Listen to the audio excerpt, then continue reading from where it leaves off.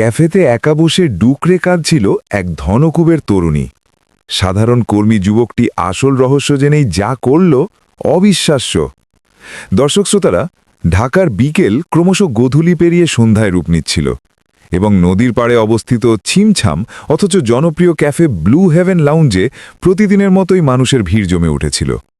কোনো আসনে আড্ডারত সঙ্গীদের উচ্ছল কোলাহল ধ্বনিত হচ্ছিল। বহু দম্পতি কফি পান করছিল, তবে ওই ক্যাফেটারি এক প্রান্তে একটি চেয়ারে বসে থাকা এক তরুণীর হাবভাব অন্য সকলের চেয়ে সম্পূর্ণ ভিন্ন ঠেকছিল। তার দু চোখ বেয়ে অবিরাম অশ্রু ঝরছিল। তার টেবিলে থাকা কফি জুড়িয়ে পানসে হয়ে গিয়েছিল, অথচ সে এক চুমুকও দেয়নি। আশেপাশে উপস্থিত কয়েকজন ক্রেতা তাকে লক্ষ্য করছিল।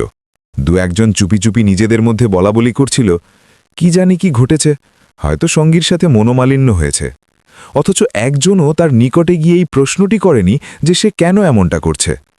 ওই তরুণীটির নাম ছিল সামিরা রহমান, অথচ ওই সময়ে ওখানে থাকা একজনও টের পায়নি যে সে ঢাকার অন্যতম প্রধান ব্যবসায়ী তারিক রহমানের একমাত্র কন্যা।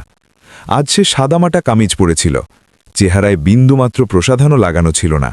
তাকে পুরোপুরি আটপৌড়ে এক নারীর মতো লাগছিল, অথচ তার মনের গহীনে এমন এক ঘূর্ণিঝড় বইছিল যা নিয়ন্ত্রণ করা তার পক্ষে প্রায় অসম্ভব হয়ে দাঁড়িয়েছিল। সামিরা ক্রমাগত তার মোবাইলের পর্দার পানে তাকাচ্ছিল। খানিকক্ষণ পূর্বে সে তার হবু স্বামী নাবিল চৌধুরীর স্বর শুনতে পেয়েছিল। সে মোবাইলে তার এক সঙ্গীর সাথে আলাপ করছিল, আর সে টেরই পায়নি যে লাইনটি তখনও সামিরার সাথে সংযুক্ত রয়েছিল। নাবিল অট্টহাসি দিয়ে বলছিল, বন্ধু, বিয়ের পরে তো সমস্ত কিছুই আমার হয়ে যাবে। এত বিশাল আইটি ফার্ম, এত সহায় সম্বল, এরপর ভবিষ্যৎ পুরোপুরি নিশ্চিত হয়ে যাবে। অন্য পাশ থেকে সঙ্গীটি প্রশ্ন করল, তবে সামিরাকে ভালোবাসিস তো? নাবিলের হাসি আরও বিকট শোনাল। ভালোবাসা? আরে দোস্ত, এত সহায় সম্পত্তির কাছে প্রেমের কথা কার মাথায় থাকে? ওই ক্ষণে সামিরার জগৎ যেন স্থির হয়ে গিয়েছিল। যে লোকটিকে সে আপন সর্বস্ব মানত, সে শুধু তার ব্যাংক ব্যালেন্সের কারণেই তার পাশে রয়েছিল। সে প্রহরের পর প্রহর শহরের অলিতে গলিতে লক্ষ্যহীনভাবে হাঁটতে লাগল। সে উপলব্ধি করতে পারছিল না যে কোন দিকে পা বাড়াবে। পরিশেষে শ্রান্ত হয়ে সে এই লাউঞ্জে এসে চেয়ারে বসেছিল। তবুও এখানে আশ্রয় নেওয়ার পরেও তার অশ্রু বাধা মানছিল না। ঠিক ওই মুহূর্তে ক্যাফেটিতে কর্মরত বারিস্তা ফাহিম আহমেদ ট্রেতে করে কফির মগ নিয়ে এক জায়গা থেকে অন্য জায়গার দিকে এগোচ্ছিল। ফাহিম আনুমানিক ২৪ বছর বয়সী এক অতি সাধারণ যুবক ছিল। তার অবয়বে অমায়িকতা আর দৃষ্টিতে বিশ্বস্ততা পরিষ্কার ফুটে উঠছিল। সে প্রত্যেকটি সিটে গিয়ে উজ্জ্বল মুখে আগতদের প্রশ্ন করছিল, আরও কিছু দেব স্যার? আপা, কফি কেমন হয়েছে?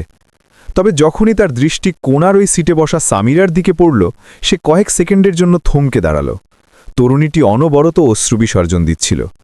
ফাহিম লক্ষ্য করল যে টেবিলে থাকা অর্ডারটি ঠিক সেভাবেই পড়ে রয়েছে। শুরুতে সে আন্দাজ করল হয়তো সে কারুর জন্য প্রতীক্ষা করছে, তবে কিছু সময় পেরিয়ে গেল এবং তরুণীটি একইভাবে নিভৃতে কাঁদতে লাগল। ফাহিমের হৃদয় ব্যাকুল হয়ে পড়ল। সে তার সুপারভাইজারের দিকে চাইল, যিনি ডেস্কে ক্যাশ মেমো বানাচ্ছিলেন। ফাহিম আস্তে আস্তে ওই আসনটির নিকটে পৌঁছাল। সামিরা অশ্রু লুকানোর প্রয়াস চালাল, তবে তার দু চোখ তখনও কান্নায় সিক্ত ছিল। ফাহিম নরম সুরে ডাকল, ম্যাডাম, কফি জুড়িয়ে পানসে হয়ে গেছে। আপনি অনুমতি দিলে আমি নতুন করে বানিয়ে নিয়ে আসতে পারি।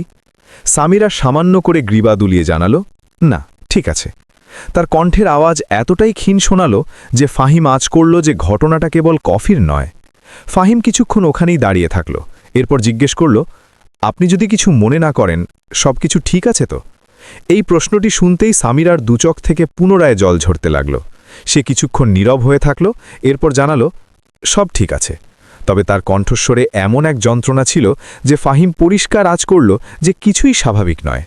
ফাহিম আসনের দিকে ইশারা করে আস্তে আস্তে বলল, আপনি ইচ্ছে করলে কিছুক্ষণ কথা বলতে পারেন। মাঝে মাঝে এতে হৃদয় শান্ত হয়। সামিরা প্রথমবারের মতো তার দিকে গভীরভাবে দৃষ্টিপাত করল। একজন অতি সাধারণ কর্মী, তবে তার দৃষ্টি কোনো জিজ্ঞাসা ছিল না, কোনো ব্যঙ্গ ছিল না, ছিল শুধুই নিখাত সহমর্মিতা। সম্ভবত বহু প্রহর ধরে সে এই প্রতীক্ষাতেই ছিল যে কেউ তাকে এই প্রশ্নটি অন্তত জিজ্ঞেস করুক। সামিরা ধীর কণ্ঠে জানাল, আপনার কি কোনোদিন এমন অনুভব হয়েছে যে লোকটিকে আপনি সবচেয়ে বেশি ভরসা করেছেন সেই আপনাকে সবচেয়ে বড় প্রতারণা করে বসল? ফাহিম কিছুক্ষণ নীরব থাকল, এরপর জানাল, হ্যাঁ, বাস্তবতা এমনটা বহুবারই ঘটে।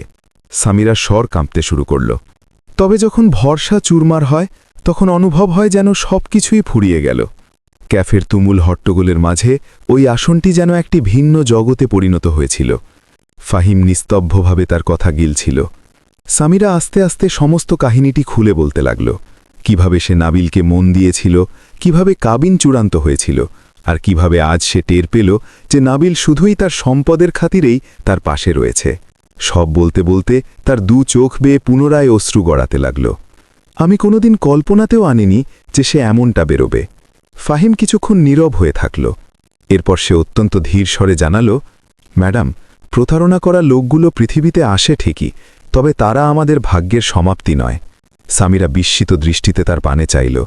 ফাহিম জানাল, মাঝে মাঝে সৃষ্টিকর্তা আমাদের খারাপ লোকগুলোর সাথে এই কারণেই জড়ান যেন আমরা ভালো লোকগুলোর কদর শিখতে পারি। সামিরা তার বাক্য শুনে কয়েক সেকেন্ড নীরব হয়ে থাকল।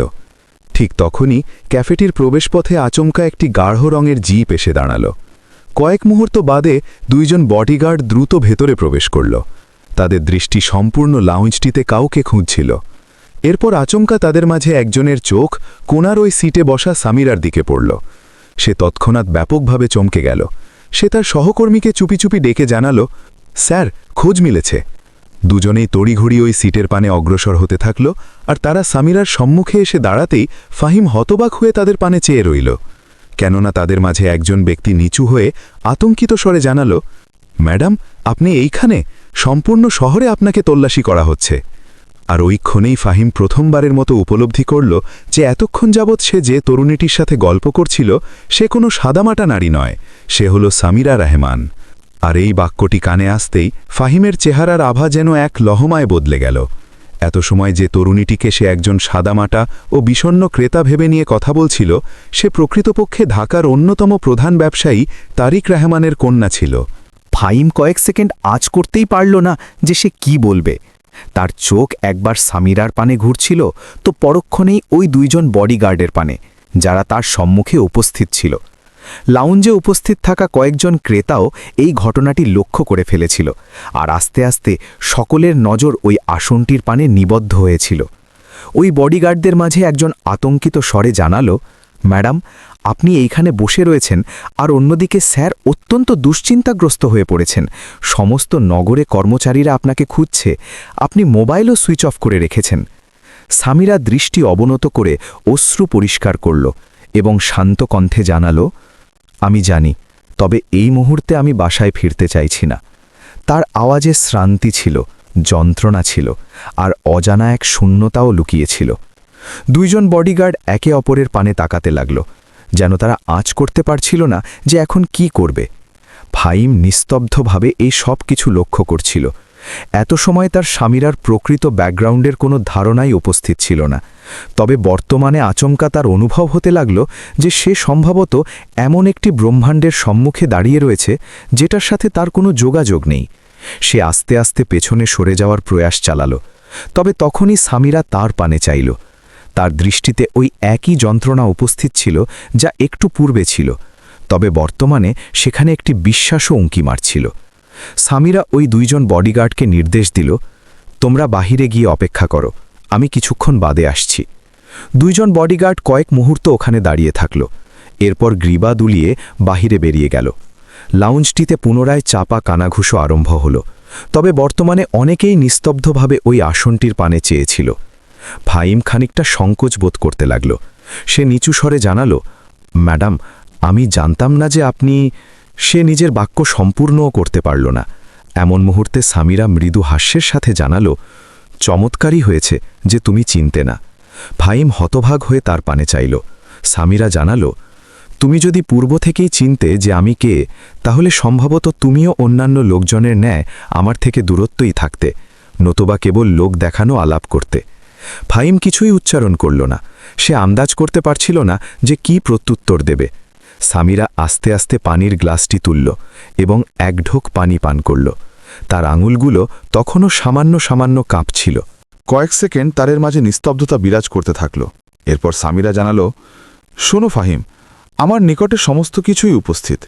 সম্পদ, বিশাল ভিলা, গাড়ি, পরিচারক। তবে আজ প্রথমবারের মতো আমার উপলব্ধি হলো যে আমার ঝুলিতে আসলে কিছুই নেই।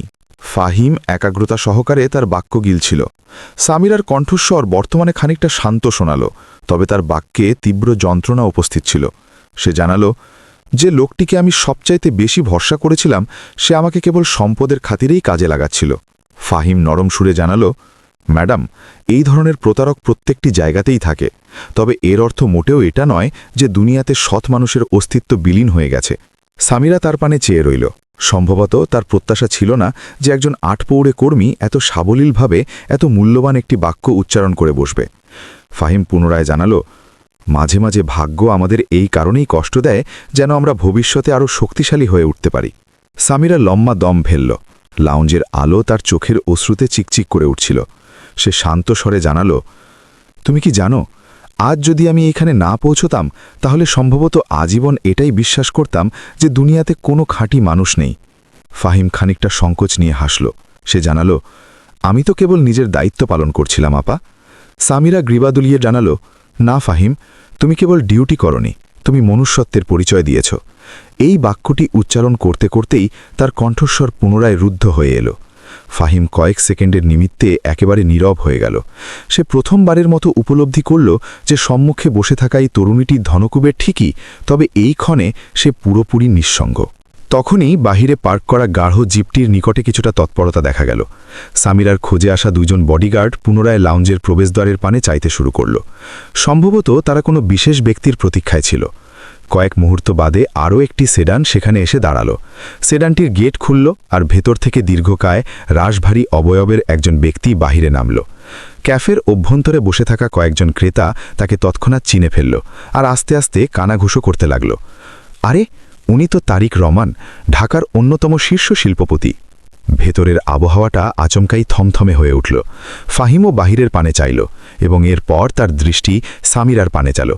সামিরার অবয়ব আচমকা খানিকটা কঠিন রূপ ধারণ করেছিল। কয়েক সেকেন্ড বাদে লাউঞ্জের প্রবেশদ্বার খুলল এবং তারিক রহমান ভেতরে ঢুকলেন। তার দৃষ্টি সোজা সামিরার উপর পড়ল। তার চেহারায় উৎকণ্ঠা আর ক্রোধ উভয়ই পরিষ্কার ফুটে উঠছিল।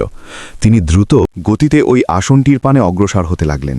ফাহিমের হৃৎপিণ্ড আচমকা তীব্রভাবে স্পন্দিত হতে লাগল, কেননা সে উপলব্ধি করতে পারছিল যে বর্তমানে এই সিটে যা ঘটতে যাচ্ছে তা সম্ভবত আজকের সম্পূর্ণ রাতের মোড়টাই বদলে দেবে। আর যখন তারিক রহমান সামিরার সম্মুখে এসে দাঁড়ালেন, তখন তার প্রাথমিক দৃষ্টি সামিরার পানে নয়, উল্টে তার সম্মুখে দণ্ডায়মান ফাহিমের ওপর পড়ল। আর ওই ক্ষণটি এই কাহিনীকে এক নতুন মোড় দিতে চলেছিল। দর্শক শ্রোতারা, তারিক রহমানের প্রখর নজর কয়েক মুহূর্ত ফাহিমের অবয়বের পানে স্থির হয়ে থাকল। তার অভিব্যক্তিতে এক রূঢ় গাম্ভীর্য ছিল। মনে হচ্ছিল যেন তিনি এক পলকেই সবকিছু আঁচ করে নিতে চাইছেন। ফাহিমের দুহাত নিজের অগোচরেই পেছন দিকে একত্রে গুটিয়ে গেল। সে একজন অতি সাধারণ কর্মী ছিল এবং তার সম্মুখে দণ্ডায়মান মানুষটি সম্পূর্ণ নগরের সর্বাপেক্ষা প্রতাপশালী ব্যবসায়ী ছিলেন। ওই ক্ষণে ফাহিম প্রথমবারের মতো নিজের ক্ষুদ্রতার বিষয়টি উপলব্ধি করল। তবে তারপরেও সে নজর অবনত রেখে নিস্তব্ধভাবে দাঁড়িয়ে থাকা ব্যতি রেখে আর কিছুই করল না। তারিক রহমান রাশভারী স্বরে বললেন, সামিরা, এটা কি রকমের স্বভাব? কাউকে না জানিয়ে বাসা থেকে বেরিয়ে আসা, মোবাইল সুইচ অফ করে রাখা। তোমার বিন্দুমাত্র আন্দাজও আছে যে আমরা প্রত্যেকে কতটা দুশ্চিন্তাগ্রস্ত হয়ে পড়েছিলাম? তার আওয়াজে উৎকণ্ঠাও ছিল এবং ক্রোধও। সামিরা আস্তে আস্তে গ্রীবা তুলল। তার দুচোখ তখনও রক্তিমাভ ছিল, তবে বর্তমানে সেখানে এক অচেনা আত্মবিশ্বাসও ছিল। সে ধীর স্বরে জানাল, আব্বু, আমাকে খানিকক্ষণ নির্জনে কাটাতে হতো। ক্যাফেতে উপস্থিত থাকা ক্রেতারা বর্তমানে খোলাখুলিভাবেই ওই আসনটির পানে নজর দিতে শুরু করেছিল। সকলেই আঁচ করতে চাইছিল যে এরপর কি ঘটতে যাচ্ছে। তারিক রহমান চারপাশে একবার দৃষ্টি বুলিয়ে নিলেন আর এরপর শান্ত অথচ রূঢ় স্বরে বললেন, এইসব ড্রয়িং রুমেও তো ঘটতে পারত সামিরা। সামিরা কয়েক সেকেন্ড নীরব রইল। এরপর সে নিচু স্বরে জানাল, বাসায় আমি এইসব কথা প্রকাশ করতে পারতাম না আব্বু। এই বাক্যটি শুনে তারিক রহমান কয়েক সেকেন্ডের জন্য নিস্তব্ধ হয়ে গেলেন। সম্ভবত তিনি প্রত্যাশা করেননি যে সামিরা এমনভাবে প্রত্যুত্তর করবে। এরপর তার দৃষ্টি আবারও ফাহিমের ওপর গেল। তিনি কপাল সামান্য ভাঁজ করে প্রশ্ন করলেন, আর ওকে? ফাহিম তৎক্ষণাৎ খানিকটা পেছনে সরে দাঁড়াল আর বিনীত স্বরে জানাল, স্যার, আমি এই দিকের বারিস্তা, আমার নাম ফাহিম আহমেদ। তারিক রহমান কিছুই বললেন না, শুধু তাকে মাথা থেকে পা অবধি একবার দেখলেন। সামিরা সঙ্গে সঙ্গে বলল, আব্বু, আমি যখন এইখানে বসে কাঁদছিলাম তখন এই ছেলেটি আমাকে প্রশ্ন করেছিল যে আমি ঠিক আছি কিনা। যদি সে না থাকত তাহলে সম্ভবত। সে নিজের বাক্যটি সম্পূর্ণ করতে পারল না। তার কণ্ঠ রুদ্ধ হয়ে আসছিল। ফাহিম সাথে সাথে জানালো, ম্যাডাম, এমন কিছুই নয়, আমি তো কেবল। তবে সামিরা তার বাক্যে বিঘ্ন ঘটিয়ে জানালো, না ফাহিম, বাস্তব তো এটাই। সে তার পিতার পানে তাকিয়ে জানালো, ও আমাকে চিনত না, ছেলেটি জানত না আমি কে, তারপরেও সে আমার আবেগ বুঝেছে। তারিক রহমান নিস্তব্ধভাবে দণ্ডায়মান থাকলেন। তার দৃষ্টিতে বর্তমানে আর পূর্বের মতো ক্রোধ ছিল না, বরং একটা জিজ্ঞাসা ছিল। তিনি ফাহিমকে প্রশ্ন করলেন, তুমি জানতে ও কে? ফাহিম গ্রীবা দিলিয়ে জানালো, না স্যার, আমি খানিকক্ষণ পূর্বেই টের পেয়েছি। তার আওয়াজে স্পষ্ট বিশ্বস্ততা ছিল। লাউঞ্জের সুপারভাইজারও বর্তমানে দূরে দাঁড়িয়ে এই সমস্ত কিছু দেখছিলেন। তার আতঙ্ক হচ্ছিল যে কোনো ঝামেলা না হয়ে যায়। তবে তারিক রহমান এখনও পর্যন্ত কারো উপর ক্ষোভ দেখাননি। তিনি একটি সিট টানলেন এবং সামিরার সম্মুখে বসে পড়লেন। এটা দেখে আশেপাশে বসা দর্শকেরা আরও মনোযোগ দিয়ে দেখতে লাগল। তারিক রহমান শান্ত কণ্ঠে প্রশ্ন করলেন, এবার বলো, কি হয়েছে? সামিরা লম্বা দম ফেলল। এরপর সে প্রথমবারের মতো তার পিতার সামনে পুরো বাস্তব কথাটি খুলে বলল। সে জানালো যে কিভাবে সে নাবিলের আলাপ শুনতে পেয়েছিল, কিভাবে সে টের পেয়েছে যে সে শুধুমাত্র তার সম্পদের জন্যই তাকে বিয়ে করতে চায়। ক্যাফেতে বসে থাকা অনেকেই একথা শুনে অবাক হয়ে গেল। তারিক রহমানের মুখাবয়ব ধীরে ধীরে কঠিন হতে লাগল। তার দৃষ্টিতে ক্রোধ পরিষ্কার ফুটে উঠছিল। তিনি ধীর গলায় বললেন, তাহলে এই ঘটনা। কয়েক সেকেন্ড আসনটিতে নিস্তব্ধতা ছেয়ে রইল। এরপর তিনি খুব শান্ত অথচ শীতল কণ্ঠে বললেন, ওই ছেলের সাথে বিবাহ আর কখনোই হবে না। সামিরা মাথা নিচু করে নিল। সম্ভবত সে আগে থেকেই জানত যে এটাই ঘটবে। কিন্তু ঠিক সেই মুহূর্তেই সে ধীর গলায় আরও একটি বাক্য বলল, যা সেখানে উপস্থিত প্রত্যেকটি মানুষকে চমকে দিল। সে বলল, বাবা, আজ আমি আরও একটি বিষয়ে বুঝতে পেরেছি। তারিক রহমান তার দিকে তাকালেন। সামিরা ধীর গলায় বলল, বাস্তবতায় অর্থ সম্পদ সবকিছু নয়। এরপর সে আস্তে আস্তে ফাহিমের পানে চাইল। ফাহিম তখনও একটু দূরে দাঁড়িয়েছিল এবং এই সব কিছু শুনে অস্বস্তি বোধ করছিল। সামিরার নজর কয়েক মুহূর্ত তার উপরই আটকে রইল। তারিক রহমানও তার মেয়ের দৃষ্টি অনুসরণ করলেন এবং তার নজর পুনরায় ফাহিমের উপর গিয়ে থামল।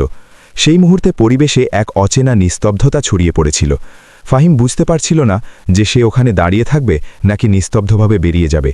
তখনই সামিরা তার বাবার দিকে তাকিয়ে ধীর অথচ স্পষ্ট গলায় বলল, বাবা, আজ প্রথমবারের মতো আমার উপলব্ধি হয়েছে যে সততা এবং মানবতা কত বড় বিষয় হয়, আর এটা আমি এখানে পেয়েছি। তারিক রহমান কপাল কুঁচকে ফেললেন।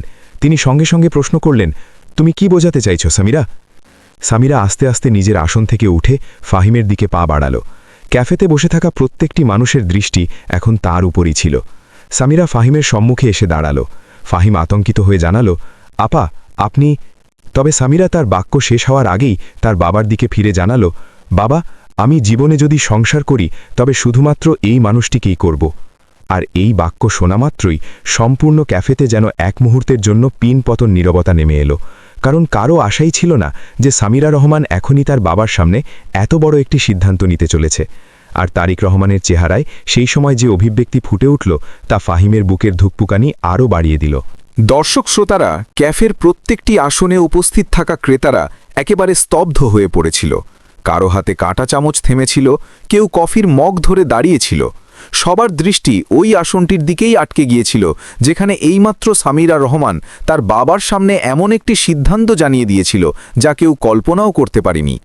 ফাহিম নিজেই বুঝতে পারছিল না যে সে এইমাত্র যা শুনল তা কি বাস্তব ছিল নাকি শুধুমাত্র এক মুহূর্তের আবেগ। তারিক রহমান কয়েক মুহূর্ত পুরোপুরি পাথর হয়ে দণ্ডায়মান থাকলেন। তার চোখে অবাক হওয়ার ভাব পরিষ্কার দেখা যাচ্ছিল, তবে ধীরে ধীরে সেই বিস্ময় ক্রোধে পরিণত হতে লাগল। তিনি চড়া গলায় বললেন, সামিরা, তোমার কোনো ধারণাও আছে তুমি কি বলছো? তার কণ্ঠস্বর এতটাই কঠোর ছিল যে ক্যাফেতে বসে থাকা অনেকেই শিউরে উঠল। সামিরা কোনো দ্বিধা ছাড়াই তার বাবার চোখের দিকে তাকালো এবং শান্ত স্বরে জানালো, হ্যাঁ বাবা, আমি খুব ভালোভাবে জানি। ফাহিম তৎক্ষণাৎ আতঙ্কিত হয়ে পড়ল। সে তড়িঘড়ি করে জানালো, না স্যার, আপনি ভুল বুঝছেন। আপা কেবলমাত্র ইমোশনাল হয়ে পড়েছেন। আমি তো কেবল এখানে ডিউটি করি। তার আওয়াজে স্পষ্ট আতঙ্কিত হওয়ার সুর ছিল। সে একবার সামিরার দিকে তাকাচ্ছিল, আবার একবার তারিক রহমানের দিকে। তার মনে হচ্ছিল যে হয়তো তার কারণেই পিতাকন্যার মধ্যে বড় কোনো বিবাদ হতে চলেছে। তবে সামিরা তার কথা সাথে সাথেই থামিয়ে দিল। সে ধীর গলায় জানালো, ফাহিম, তুমি চুপ থাকো। এরপর সে তার বাবার দিকে ঘুরল এবং জানালো, বাবা, আপনি সব সময় আমাকে শিখিয়েছেন যে মানুষের পরিচয় তার সম্পদ দিয়ে নয়, বরং তার চরিত্র দিয়ে হয়।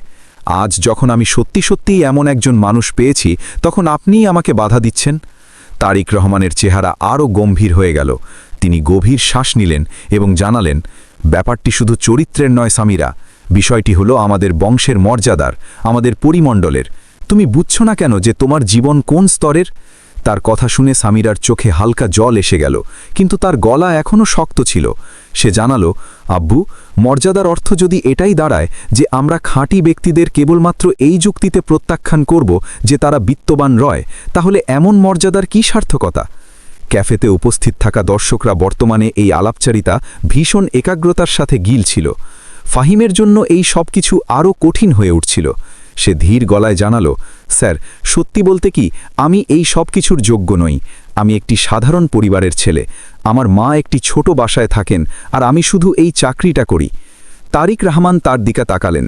ফাহিমের চোখে কোনো ভয় ছিল না, বরং সত্যিকারের এক নম্রতা ছিল। সে আরও জানালো, ম্যাডাম খুব ভালো, কিন্তু ওনার জগৎ আলাদা আর আমার আলাদা। আমি কখনোই কামনা করব না যে আমার দোষে ওনার ভবিষ্যৎ অন্ধকারময় হয়ে উঠুক। এই বলে সে মাথা নিচু করে নিল। সামিরা সাথে সাথে বলল, দেখলেন বাবা, এটাই পার্থক্য। যে আমাকে ধোঁকা দিয়েছে সে ধনকুবের হতে চেয়েছিল, আর এই মানুষটি নিজেকে আমার যোগ্যও মনে করছে না। তার কণ্ঠস্বরে স্পষ্ট গর্ব ফুটে উঠছিল। তারিক রহমান কিছুক্ষণের জন্য দুজনকেই দেখতে লাগলেন। তার চেহারায় এখন আর আগের মতো ক্ষোভ ছিল না, বরং এক গভীর চিন্তার ছাপ দেখা যাচ্ছিল। কয়েক সেকেন্ড তিনি কিছুই বললেন না। তারপর ধীরে ধীরে তিনি ফাহিমকে জিজ্ঞেস করলেন, তুমি যদি জানতে যে ও আমার মেয়ে, তবুও কি তুমি ওর সাথে এভাবেই কথা বলতে? ফাহিম কোনো দেরি না করেই উত্তর দিল, স্যার, আমি হয়তো এতটা খোলাখুলি কথা বলতে পারতাম না, কিন্তু যদি কোনো মানুষ আমার সামনে কাঁদত, তবে আমি তাকে অবশ্যই জিজ্ঞেস করতাম যে সে ঠিক আছে কিনা। তার উত্তরটি এতটাই সহজ এবং সত্যি ছিল যে সেখানে উপস্থিত অনেকেই চুপচাপ তাকে দেখতে লাগল। তারিক রহমান প্রথমবারের মতো ফাহিমের চেহারার দিকে মনোযোগ দিয়ে তাকালেন। তিনি তার মধ্যে কোনো চালাকি বা লোভ দেখতে পেলেন না। সামিরা চুপচাপ দাঁড়িয়ে তার বাবার দিকে তাকিয়েছিল। তারপর সামিরা ধীর গলায় জানালো, বাবা, আমি জানি আপনি আমার খুশি চান। আজ যদি আমি বাড়ি ফিরে যাই আর আপনার কথা মেনে নিই, তবে হয়তো সব কিছুই ঠিকঠাকই মনে হবে, কিন্তু ভেতর থেকে আমি কখনোই খুশি থাকতে পারবো না। আজ প্রথমবারের মতো আমার মনে হয়েছে যে কেউ আমাকে আমার সম্পদ ছাড়াও বুঝতে পারে।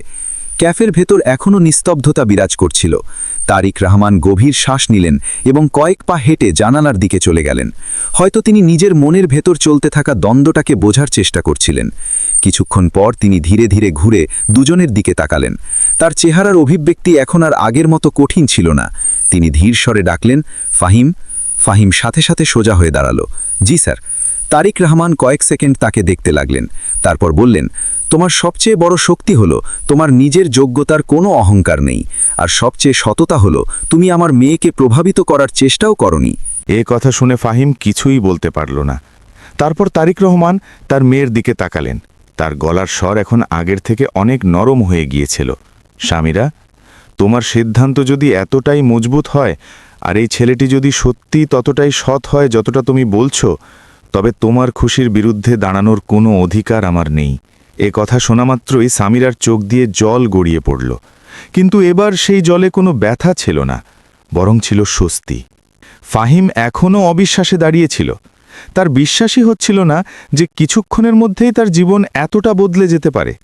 তারিক রহমান এগিয়ে গিয়ে ফাহিমের কাঁধে হাত রাখলেন এবং বললেন, আজ থেকে তুমি শুধু এই রেস্তোরাঁর কর্মী নও, তুমি সেই মানুষ যে আমার মেয়েকে সততা এবং মানবতার অর্থ নতুন করে বুঝিয়েছে। রেস্তোরাঁয় বুঝে থাকা অনেকেই এই দৃশ্য দেখে ধীরে ধীরে হাততালি দিতে শুরু করল। সেই রাতে ব্লু হেভেন লাউঞ্জে শুধু একটি মেয়ের কান্নাই থামেনি, বরং সেখানে উপস্থিত প্রত্যেকটি মানুষ এটা অনুভব করেছিল যে পৃথিবীতে এখনও সত্যিকারের ভালো মনের মানুষেরা আছে। আর হয়তো এই কারণেই সেই রাতে সেখানে শুধু একটি সিদ্ধান্তই নেওয়া হয়নি, বরং এটা প্রমাণিত হয়ে গিয়েছিল যে মানবতাই সত্যি পৃথিবীর সবচেয়ে বড় সম্পদ। দর্শকরা, কখনো কখনো জীবন আমাদের অনেক বড় সম্পদ দিয়েও শূন্য করে রেখে দেয়। আবার কখনো একজন সত্যিকারের মানুষ পেয়ে গেলে সব অপূর্ণতা পূর্ণ হয়ে যায়। এই গল্প থেকে এটাই শিক্ষা পাওয়া যায় যে মানুষের আসল মূল্য তার সম্পদ দিয়ে হয় না, তার মন আর তার সততা দিয়ে হয়। সম্পর্ক সেখানেই টেকে যেখানে স্বার্থপরতা থাকে না, বরং সম্মান ও বিশ্বাস থাকে। কিন্তু এবার আপনারা বলুন, আপনারা যদি সামিরার জায়গায় থাকতেন, তবে কি আপনারাও একজন সাধারণ কর্মী ফাহিমকে বিয়ে করার এত বড় সিদ্ধান্ত নিতেন? আর আপনারা যদি ফাহিমের জায়গায় থাকতেন, তবে কি এত বড় ধনী পরিবারের মেয়ের সাথে সম্পর্ক মেনে নিতেন, নাকি পিছিয়ে যেতেন? কমেন্টে অবশ্যই জানাবেন যে এই গল্পে আপনার কাছে সবচেয়ে সৎ এবং শক্তিশালী চরিত্র কাকে মনে হয়েছে, সামিরা নাকি ফাহিম?